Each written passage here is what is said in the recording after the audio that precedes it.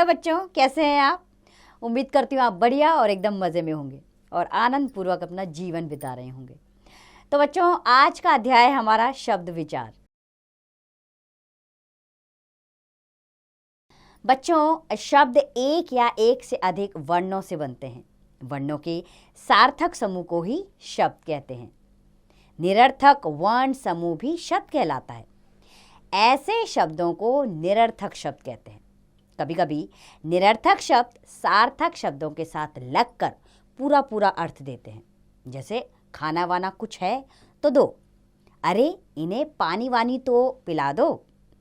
तो बच्चों, पानी तो आपका सार्थक शब्द है, लेकिन वानी जो है वो निरर्थक शब्द है। लेकिन सार्थक शब्द के साथ निरर्थक शब्द का मेल बहुत ही अच्छा होता है। अच्छा, एक या एक से अधिक वर्णों के मेल से बने सार्थक वर्ण समूह को ही शब्द कहते हैं।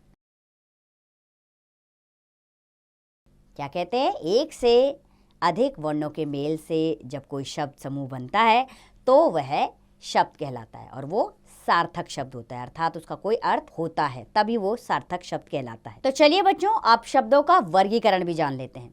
तो बच्चों, शब्दों का वर्गीकरण निम्नलिखित 4 रूपों में किया जाता है। पहला है रचना या बनावट के आधार पर, दूसरा उत्पत्ति के आधार पर, और तीसरा अर्थ के आधार पर, और चौथा होता है प्रयोग के आधार पर। आइए एक एक करके इनको विस्तार पूर्वक जानें। तो पहले पढ़ेंगे हम रचना या बनावट के आधार पर शब्द भेद। तो बच्चों, बनावट के आधार पर शब्दों के निम्नलिखित 3 भेद होते हैं। पहला है रूढ़ शब्द, दूसरा यौगिक शब्द और तीसरा योग रूढ़ शब्द। तो सबसे पहले हम पढ़ेंगे रूढ़ शब्द के बारे में। भाषा के ऐसे शब्द जो परंपरा से किसी वस्तु विशेष के अर्थ को प्रकट करते हैं रूढ़ कहलाते हैं।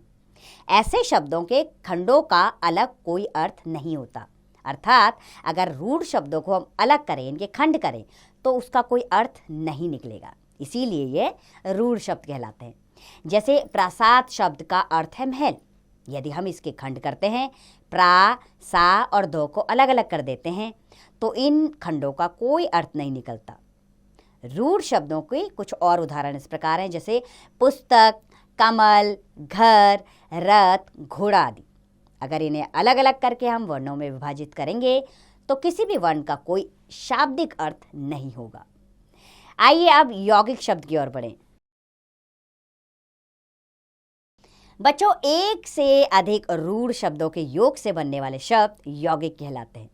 रूढ़ शब्दों का योग होने के कारण इनके खंड सार्थक होते हैं। जैसे रसोई जमा घर, रसोई का भी विशेष अर्थ है और घर का भी, और ये दोनों मिलकर यौगिक शब्द बनाते हैं, अर्थात एक नए शब्द का निर्माण करते हैं। जब क्या नया शब्द बना इससे? रसोई घर। इसी तरह पुस्तक जमा आलय, पुस्तकालय एक नया शब्द, यौगिक शब्द।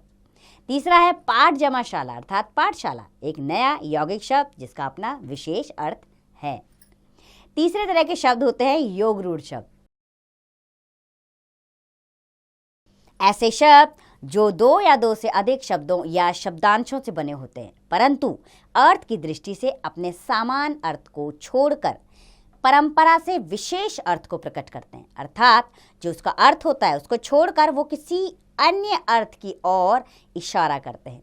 ऐसे शब्द योग रूढ़ शब्द कहलाते हैं। जैसे कि जल जमा द, जलद, जल देने वाला, अर्थात ये किसकी ओर इशारा कर रहा है? बादल की ओर।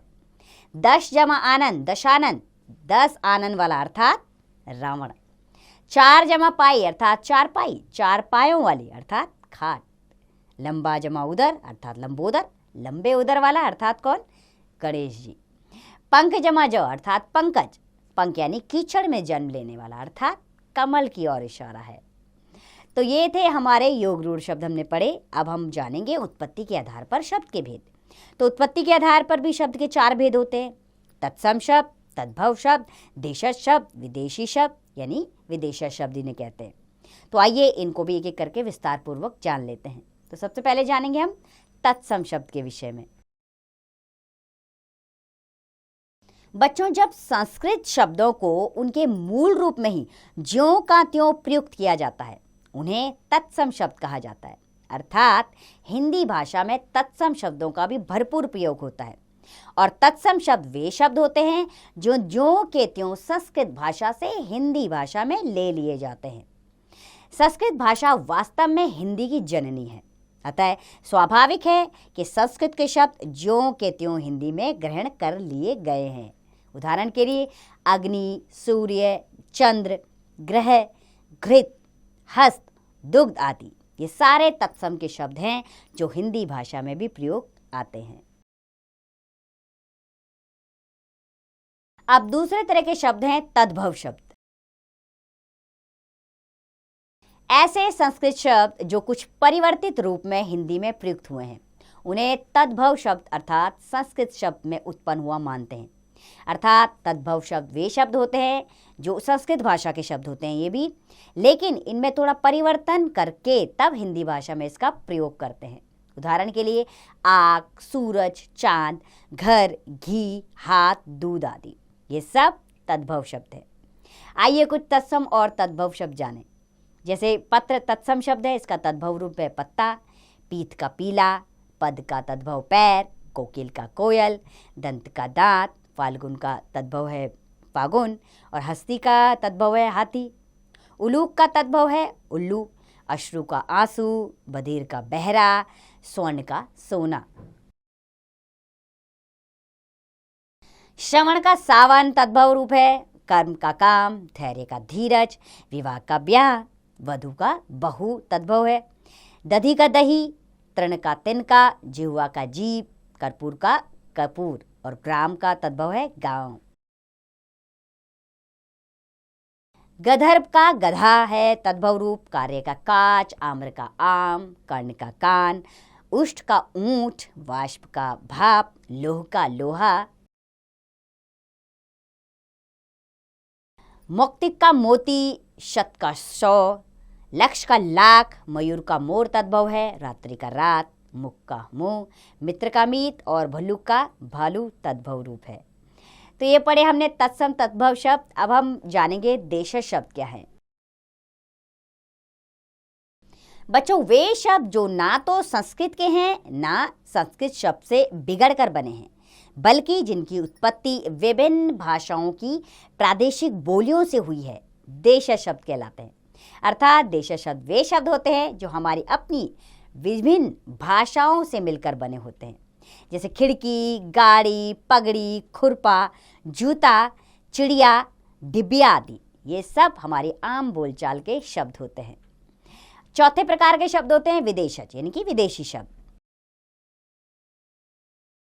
हिंदी में अनेक ऐसे शब्दों का प्रयोग किया जा रहा है जो विदेशी भाषा के हैं, उन्हें विदेशज या विदेशी शब्द कहते हैं। जैसे अरबी, फारसी, अंग्रेजी, फ्रांसीसी, पुर्तगाली आदि।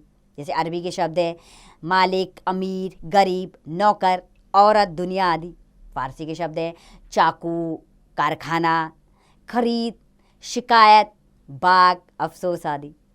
और अंग्रेजी के शब्द हैं जैसे ticket, radio, master, school, pencil, engine, cinema, slate, fees, rail आदि।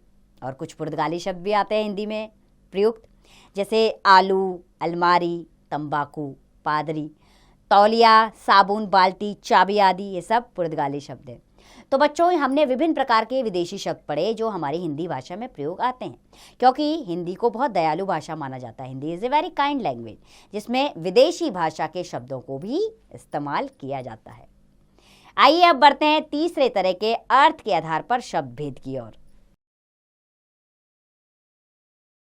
अर्थ के आधार पर शब्द 4 प्रकार के होते हैं: एकार्थी शब्द, अनेकार्थी शब्द, पर्यायवाची शब्द और विलोम शब्द। इन सभी का विस्तृत अध्ययन आप आगे के अध्यायों में करेंगे। आइए अब चौथे प्रकार के प्रयोग पर बढ़ें। प्रयोग के आधार पर शब्द के भेद। अब वो कौन से हैं? प्रयोग के आधार पर शब्द के 2 भेद होते हैं, विकारी और अविकारी। अब हम जानेंगे विकारी और अविकारी शब्द क्या हैं। सबसे पहले पढ़ते हैं विकारी शब्द के बारे में। बच्चों जिन शब्दों के रूप में परिवर्तन हो सकता है वे विकारी शब्द कहलाते हैं। संज्ञा, सर्वनाम, विशेषण और क्रिया ये चारों शब्द विकारी माने जाते हैं, अर्थात इनमें परिवर्तन होता है। जैसे अच्छा शब्द अच्छी, अच्छे, अच्छों ऐसे भी लिखा जाता है। पढ़ा शब्द पढ़े, पढ़ी, पढ़ो, पढ़ोगे, पढ़ेंगे। वह, उसे, उसका, उसकी, उसके ऐसे भी लिखते हैं इसको। लड़का का लड़के, लड़कों ये भी लिखा जाता है। तो ये सब विकारी शब्द होते हैं, अर्थात संज्ञा, सर्वनाम, विशेषण और क्रिया में विकार उत्पन्न होता है। समय के साथ, क्रिया के साथ, लिंग के अनुसार इनमें परिवर्तन आता है। आइए अब बढ़े अविकारी शब्दों की ओर। जिन शब्दों के रूप में कोई परिवर्तन नहीं होता वे अविकारी शब्द कहलाते हैं। क्रिया विशेषण, संबंध बोधक, समुच्चय बोधक और विस्मयादि बोधक शब्द अविकारी शब्द हैं। जैसे अब, यहाँ, वहाँ, जहाँ, तुरंत, शीघ्र, क्योंकि, किंतु, इधर, उधर, कब, क्यों, कैसे आदि। ये सब क्या है? अविकारी शब्द। अर्थात कोई भी लिंग आ जाए, कोई भी संज्ञा हो, कोई भी सर्वनाम शब्द हो, लेकिन ये शब्द कभी नहीं बदलते, इसीलिए इन्हें अविकारी शब्द कहा जाता है। तो चलिए बच्चों, आपके अभ्यास के लिए इस पाठ को एक बार दोहरा लेते हैं। वर्णों का सार्थक समूह शब्द कहलाता है। शब्दों का वर्गीकरण निम्नलिखित 4 रूपों में किया जाता है: रचना या बनावट के आधार पर, उत्पत्ति के आधार पर, अर्थ के आधार पर और प्रयोग के आधार पर। बनावट के आधार पर शब्दों के निम्नलिखित 3 भेद होते हैं: रूढ़, यौगिक और योग रूढ़। उत्पत्ति के आधार पर शब्द के भेद 4 प्रकार के होते हैं: तत्सम, तद्भव, देशज और विदेशज। और अर्थ के आधार पर शब्द के 4 भेद होते हैं: एकार्थी, अनेकार्थी, पर्यायवाची और विलोम शब्द। और प्रयोग के आधार पर शब्द के 2 भेद होते हैं: विकारी और अविकारी शब्द। तो बच्चों, उम्मीद करती हूँ मैं कि ये पाठ आपको अच्छे से समझ में आया होगा। आप जान गए होंगे शब्द के बारे में, शब्द क्या होते हैं, किस आधार पर उनका वर्गीकरण किया जाता है। बस आपने लगातार इसका अभ्यास करना है ताकि ये पाठ आपको और अच्छे से आ सके। अब इसका अभ्यास कार्य आप स्वयं कीजिए।